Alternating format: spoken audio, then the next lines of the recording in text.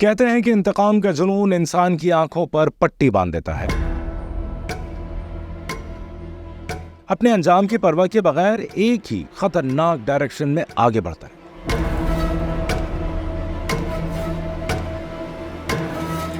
جہاں زندگی اور موت اس کے لیے میننگ لیس ہوتی ہے۔ ہماری آج کی ویڈیو بھی ایک ایسے ہی اندھے انتقام کی سنسنی خیز story.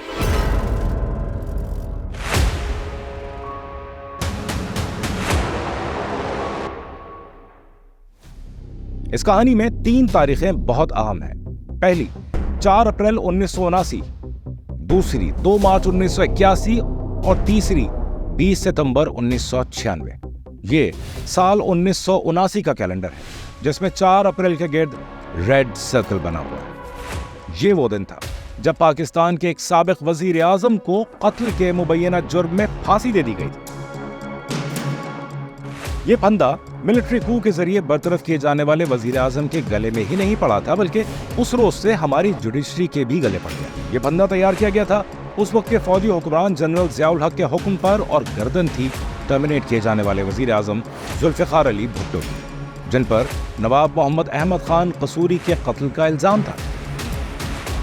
It's unfortunate that the person who is involved in this case, who has been convicted, the former Prime Minister, but that does not make him or anybody else above the law. Zia الحق اور بھٹو کی ٹسل کے زمانے میں ایک بات بڑی مشہور ہوئی تھی کہ قبر ایک اور امیدوار 2 ہے۔ ان دونوں میں سے ایک کو لازمی اس قبر میں اترنا ہے، اور ایٹ لاسٹ یہ قبر ذوالفقار علی بھٹو کا مقدر بنی۔ Justice must be done. And nobody is above the law according to my conviction, whether it is Mr. A, Mr. B or General Zia ul Haq himself. Senior صحافی حامد میر کا تو یہاں تک کہنا ہے کہ بھٹو صاحب کی موت تشدد کے نتیجے میں پھانسی سے پہلے ہی ہو چکی تھی۔ عام لوگ سمجھتے ہیں کہ جی ان کو پھانسی دی گئی تھی، لیکن ان کے بہت ہی قریبی جو خاندان کے لوگ ہیں وہ یہ سمجھتے ہیں کہ بھٹو صاحب کو پھانسی سے پہلے ہی قتل کر دیا گیا تھا۔ ذوالفقار علی بھٹو کی پھانسی کے بعد بیگم نصرت بھٹو اور ان کی دونوں بیٹیاں بے نظیر بھٹو اور صنم بھٹو شدید شوق کی کیفیت میں تھی، جبکہ بھٹو کے دونوں ہائیلی ایجوکیٹڈ لیکن سیلف ایگزائلڈ بیٹوں مرتضیٰ اور شاہ نواز نے اپنے والد کے مبینہ جوڈیشل مرڈر کا انتقام لینے کے لیے مسلح جدوجہد کا راستہ چلا۔ انہوں نے جنرل ضیاء الحق کے خلاف ٹیررسٹ آرگنائزیشن بنانے کا فیصلہ کیا، مگر اس کے لیے بڑے اسکیل پر فنڈنگ اور ویپنز کی ضرورت تھی۔ اس موقع پر عرب دنیا کے اس وقت کے 3 اہم لیڈرز نے مرتضیٰ بھٹو کے سر پر ہاتھ رکھا اور ان کی پیٹھ ٹھوکی۔ اس سپورٹ کی وجہ ان کی ذوالفقار علی بھٹو کے ساتھ ذاتی دوستی تھی۔ یہ 3 اہم مسلم رہنما تھے: لیبیا کے صدر کرنل معمر قذافی، شام کے صدر حافظ الاسد اور PLO کے سربراہ یاسر عرفات، جنہوں نے پیسے اور اسلحے سے مرتضیٰ کی بھرپور مدد کی، جبکہ روس کی حمایت یافتہ افغان حکومت نے بھی مرتضیٰ بھٹو کی سرپرستی کی، جس میں خاص طور پر افغان سیکرٹ ایجنسی خاد کا چیف نجیب اللہ پیش تھے۔ پیسہ اور اسلحہ ملنے کے بعد مرتضیٰ بھٹو نے کابل کو اپنا ٹھکانہ بنایا اور دہشت گردی کی پلاننگ شروع کر دی۔ ذوالفقار کے فاؤنڈر ممبرز میں مرتضیٰ بھٹو، شاہ نواز بھٹو، علی محمد سنارا، سہیل سیٹھی، ابراہیم بھولو، سردار محمد سلیم، ایوب عتیق، حیدر سیف اللہ، خالد یونس، شانی وسیع، غلام مصطفیٰ، داؤد جتوئی، حضور بخش اور رفیق شامل تھے، جبکہ جنرل ضیاء الحق کی پروسیکیوشن سے بچ نکلنے والے سینکڑوں ملیٹنٹس بھی الذوالفقار میں شامل ہوئے۔ دہشت گردی کا نشانہ بنانے کے لیے بھٹو کی پھانسی کے ذمہ داروں کی ایک فہرست تیار کی گئی، جس میں جنرل ضیاء الحق، جنرل فیض علی چشتی اور اس وقت کے چیف جسٹس مولوی مشتاق سمیت تقریباً 12 افراد کے نام شامل تھے۔ پلاننگ کے بعد الذوالفقار کے ملیٹنٹس نے پاکستان میں بم دھماکوں اور دیگر ٹیررسٹ ایکٹیویٹیز کا آغاز کر دیا۔ 2 مرتبہ جنرل ضیاء الحق کو قتل کرنے کی کوشش بھی کی گئی، جو ناکام ہوئی۔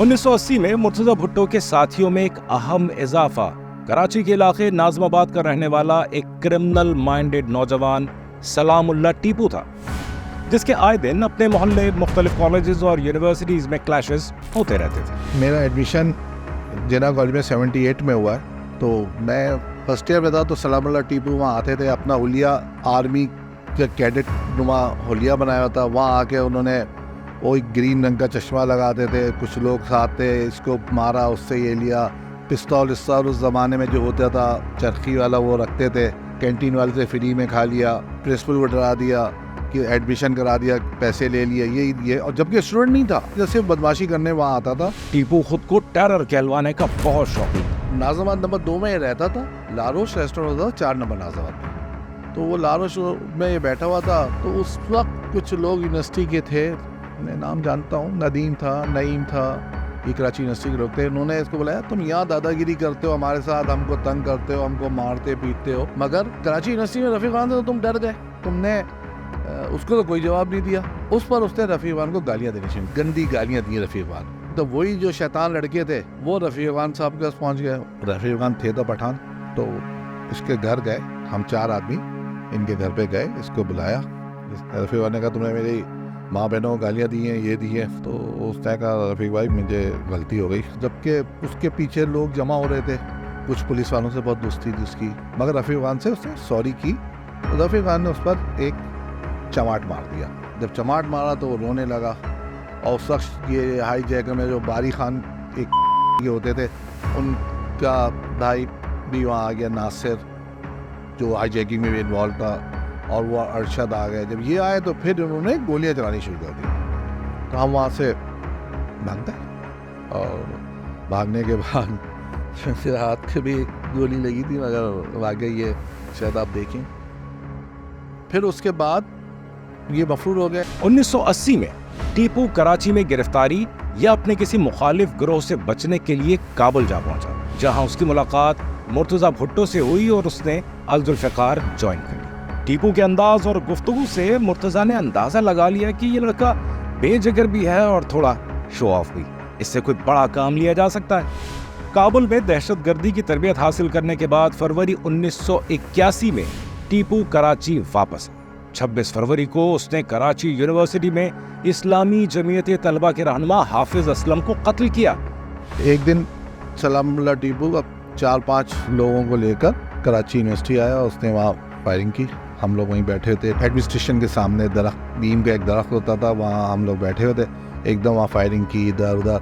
हमारे जमीयत के बहुत सीनियर साथी हाफिज असलम, उनको शहीद किया, उनको गोली लगी, और एक और असलम अफगानी की भी टांग में गोली लगी थी। तो इस तरह इसने मार के और भाग गया। और उसके चंद दिन बाद पाकिस्तान और सारी दुनिया को चौंका देने वाली एक खौफनाक दहशतगर्दी का मरकजी किरदार बन गया।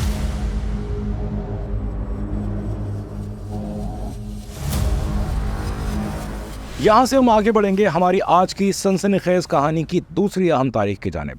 2 मार्च 1981 ये एक ऐसा हौलनाक दिन था जिसने पाकिस्तानी एस्टेब्लिशमेंट, हुकूमत, मीडिया और अवाम को हिला कर रख दिया।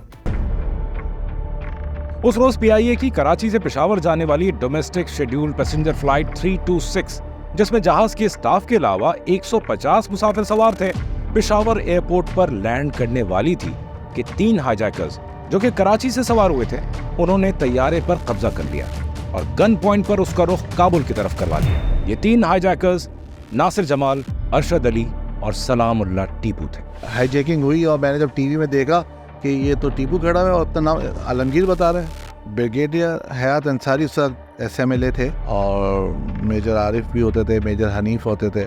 तो वो मेरे एक दोस्त के खालाजाद भाई थे। तो मैंने फिर ब्रिगेडियर हयात अंसारी को फ़ोन किया, उनको मैंने बताया कि इसका नाम सलामुल्लाह, ये वही शख्स है जो इस तरह जिन्ना कॉलेज में पहले बदमाशी करता था, इसी तरह कराची यूनिवर्सिटी जहाँ करता, इसी तरह मुझे भी घर मारने आया ये। काबुल एयरपोर्ट पर मुर्तज़ा भुट्टो और अफगान सीक्रेट सर्विस के चीफ नजीबुल्लाह ने टीपू से मुलाकात की। मुर्तज़ा भुट्टो ने बड़ी गर्मजोशी से टीपू का इस्तकबाल किया और उसे शाबाश दी। मुर्तज़ा ने पाकिस्तानी हुक्काम के लिए मुतालबात की एक लिस्ट टीपू के हवाले की, जिसमें पाकिस्तानी जेलों में कैद सियासी कारकुनों की रिहाई भी शामिल थी। टीपू ने हॉस्टेजेस के ID डॉक्यूमेंट्स मुर्तज़ा को दिखाए, जिसमें मुसाफिरों में पाकिस्तानी फौज के साबिक अफसर तारिक रहीम भी शामिल थे। मुर्तज़ा को यह गलत फहमी हो गई कि तारिक रहीम जनरल जिया के करीबी साथी जनरल रहीमुद्दीन का बेटा है, जिन्होंने भुट्टो हुकूमत गिराने और उन्हें सजाए मौत दिलवाने में अहम किरदार अदा किया था। 6 मार्च को जब सदर ज़ियाउल हक ने हाईजैकर्स के मुतालबात मानने से इनकार कर दिया, तो टीपू ने मुर्तज़ा भुट्टो के हुक्म पर तारिक रहीम को गोली मार दी और उनकी लाश तैयारे से बाहर फेंक दी। ये हाईजैकिंग 12 दिन जारी रही और उसका इख्तिताम दमिश्क एयरपोर्ट पर हुआ, जहां टीपू ने धमकी दी थी कि अगर मुतालबात न माने गए तो वो तैयारे में मौजूद 6 अमरीकी मुसाफिरों को हलाक कर देगा। इस धमकी ने ऐसा काम किया कि ज़ियाउल हक हुकूमत ने मतलूबा 54 सियासी कैदियों को रिहा कर दिया, जिनका ताल्लुक पीपल्स पार्टी, PSF, NSF और मार्क्सिस्ट ग्रुप से था। जब ये लोग रिहा होकर शाम पहुंचे तो वहां जिस होटल में वो ठहरे थे, वहां मुर्तजा भुट्टो उनसे मिलने आया और उनको बताया कि मेरा मकसद सिर्फ सियासी कैदियों की रिहाई था और आप में से जो लोग चाहें वो मेरी तंजीम का हिस्सा बन सकते हैं और जो जाना चाहें वो जा सकते हैं। जिसके नतीजे में तकरीबन 30 लोग अल जुल्फ़िकार का हिस्सा बन गए थे। अल जुल्फ़िकार में उस वक्त फूट पड़ने लगी जब मुर्तजा और उनके एक निहायत काबिल एतमाद साथी राजा अनवर के दरमियान इख्तिलाफात शुरू हो गए। राजा अनवर पाकिस्तान वापस जाकर ज़ियाउल हक की डिक्टेटरशिप के खिलाफ बेनज़ीर भुट्टो की सियासी जद्दोजहद का साथ देना चाहता था। मुर्तजा ने टीपू को राजा अनवर और उसके साथियों को कत्ल करने के लिए कहा, मगर टीपू ने यह काम नहीं किया। मुर्तजा भुट्टो नो सुनने का आदी नहीं था। उसने आगे चलकर राजा अनवर और टीपू दोनों को अपने रास्ते से हटा दिया। मुर्तजा के कहने पर अफगान इंतजामिया ने राजा अनवर को जेल में डाल दिया। 1984 में सलामुल्लाह टीपू को एक अफगान शहरी के कत्ल के जुर्म में फायरिंग स्क्वाड के जरिए मौत की सजा दे दी गई। 1985 में मुर्तजा भुट्टो के छोटे भाई शाहनवाज भुट्टो का फ्रांस के शहर नाइस में पुरस्रार तौर पर इंतकाल हो गया। भाई की हलाकत मुर्तजा के लिए गहरा शौक थी। मुर्तजा भुट्टो और बेनज़ीर भुट्टो ने यह दावा किया कि ISI ने शाहनवाज भुट्टो की अफगान बीवी के जरिए उसे जहर देकर हलाक करवाया। उसके बाद मुर्तजा भुट्टो ने अल जुल्फ़िकार को इवेंचुअली ऑलमोस्ट वाइंड अप कर दिया और सीरिया में जलावतनी इख्तियार कर ली। 19 अक्टूबर 1993 को बेनज़ीर भुट्टो के इख्तिदार में आते ही मुर्तजा भुट्टो ने जो उस वक्त सीरिया में जलावतनी के दिन गुजार रहे थे, अचानक पाकिस्तान वापस आने का ऐलान कर दिया। आप शहीद चेयरमैन की आंखों की चमक देखना चाहते हो, थोड़ा सा इंतजार कर लो, वो आ रहा है। इस खबर ने बेनज़ीर भुट्टो को बेचैन कर दिया। वो शुरू दिन से मुर्तजा की मुसल्लह जद्दोजहद के खिलाफ थी। भुट्टो की फांसी के बाद दोनों की अलग अलग सोच और मुख्तलिफ रास्तों ने उनमें दूरियां पैदा कर दी थी। बागी भाई की वापसी वजीर आजम बहन के लिए काफी मुश्किलात पैदा कर सकती थी। एक बहुत बड़ी साजिश की गई थी जिसके तहत मुझे आपसे अलहदा रखा गया। 16 लंबे साल के लिए मुझे आपसे अलहदा रखा गया, ये जानते हुए भी कि पाकिस्तान में उन्हें उम्र कैद या सजाए मौत भी हो सकती है, मुर्तजा ने ये रिस्क लेने का फैसला कर लिया। पाकिस्तानी वजीर आजम बेनज़ीर भुट्टो की शदीद मुखालफत के बावजूद 3 नवंबर 1993 को मुर्तजा भुट्टो के तैयारे ने पाकिस्तानी सरजमीन पर कैसे लैंड किया, किसने उसकी इजाजत दी, क्यों इजाजत दी, क्या मुर्तजा भुट्टो के अंजाम के बारे में किसी ने पहले ही कुछ सोच लिया था? पाकिस्तान की सियासी तारीख के बहुत से मुअम्मों की तरह ये सवाल भी आज तक जवाब तलब है। जो ही तैयारा कराची एयरपोर्ट पर पहुंचा, पुलिस ने मुर्तजा भुट्टो को गिरफ्तार करके जेल पहुंचा दिया। जब मैं आया जबरदस्ती तो मुझे जेल में डाला गया और 80 कत्ल के मुकदमे मेरे डाले। आखिर मेरा क्या जुर्म है? अब एक नया Murtaza Bhutto prime minister house में ही नहीं बल्कि पीपल्स पार्टी के जियालों और भुट्टो के जानिसारों के जहन और दिल में भी हलचल मचा रहा है। मुर्तजा भुट्टो ने जेल से जुल्फ़िकार अली भुट्टो के हकीकी वारिस होने का दावा कर दिया और कुछ माह बाद जमानत पर रिहा होकर अपनी वालदा नुसरत भुट्टो की भरपूर हिमायत के साथ लाड़काना से ज़िमनी इलेक्शन जीतकर सिंध असेंबली के मेंबर मुंतखब हुए। अंधेरे इतनी ज्यादा है, उन्हें दूर करने के लिए एक ताकतवर शख्सियत चाहिए। मुर्तजा भुट्टो वो शख्सियत है। अब एक तरफ बेनज़ीर और आसिफ अली जरदारी थे और दूसरी तरफ मुर्तजा भुट्टो और नुसरत भुट्टो। इस सूरत हाल से पार्टी के जियाले सख्त परेशान थे।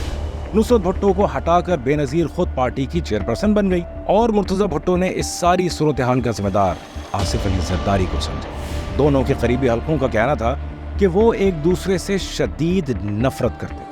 अब आते हैं इस कहानी की तीसरी अहम तारीख के जानिब, 20 सितंबर 1996। उस रोज एक ऐसा अनबिलीवेबल वाक़या हुआ जो आज तक एक मिस्ट्री बना हुआ है। यकीन से नहीं कहा जा सकता कि ये एनकाउंटर था, पुलिस की हिमाकत थी या प्लान्ड मर्डर। अब मुर्तजा भुट्टो अपने एग्रेसिव रवैये की वजह से सिर्फ बेनज़ीर और आसिफ अली जरदारी ही के लिए नहीं बल्कि सिंध पुलिस के लिए भी बहुत बड़ा मसला बन चुके थे। एक तरफ वो जलसों और प्रेस कॉन्फ्रेंसेस में हुकूमत और सिंध पुलिस के आला अफसरान को बुरे अंजाम की धमकियां दे रहे थे, दूसरी तरफ वो पुलिस के हाथों गिरफ्तार होने वाले साथियों को जबरदस्ती रिहा कराने के लिए थाने और पुलिस सेंटर्स पहुंच जाते।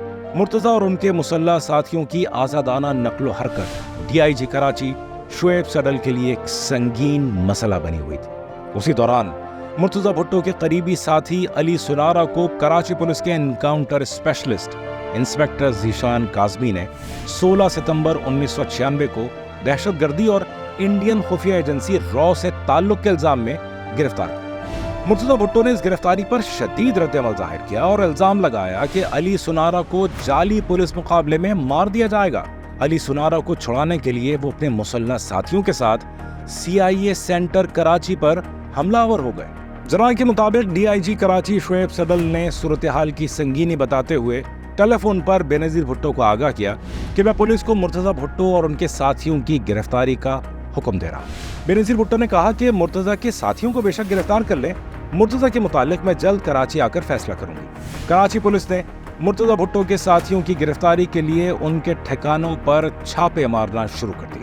20 सितंबर 1996 को SSP साउथ वाजिद दुर्रानी ने पुलिस को हुक्म दिया कि सरजानी टाउन में जलसे से खिताब के बाद जब मुर्तजा भुट्टो अपने घर 70 क्लिफ्टन के लिए निकलें तो रास्ते में रोककर उनके मुसल्लह साथियों को गिरफ्तार कर लिया। पुलिस 70 क्लिफ्टन के करीब नाकाबंदी लगाकर बैठ गई।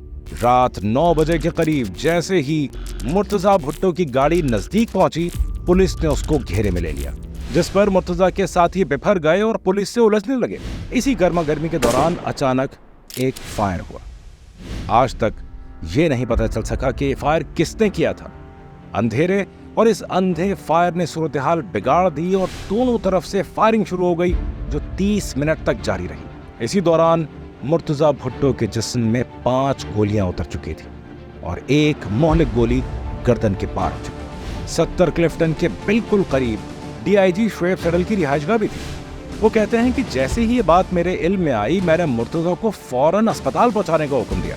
अब सवाल ये पैदा होता है कि उनके ऑर्डर के बावजूद शदीद जख्मी मुर्तजा को पुलिस ने किसके इशारे पर 55 मिनट तक वहीं पड़ा रहने दिया और अस्पताल नहीं पहुंचा। जब उन्हें अस्पताल लाया गया तो बहुत देर हो चुकी। रात 12 बजे के करीब ज्यादा खून बह जाने की वजह से मुर्तजा भुट्टो की रूह परवास कर गई। उनकी मौत के बाद मुख्तलिफ स्पेकुलेशंस होती रहीं। किसी ने कहा उनके कत्ल के मास्टरमाइंड आसिफ अली जरदारी हैं, तो किसी को उसमें बेनजीर भुट्टो का हाथ नजर आया और बाज ने उनका मर्डर खुफिया एजेंसियों के खाते में डाल दिया। For some people Murtaza Bhutto was that hero जिसने जुल्म के खिलाफ लड़ते हुए अपनी जान दे दी, और बाकी लोगों के लिए he was the terrorist Prince.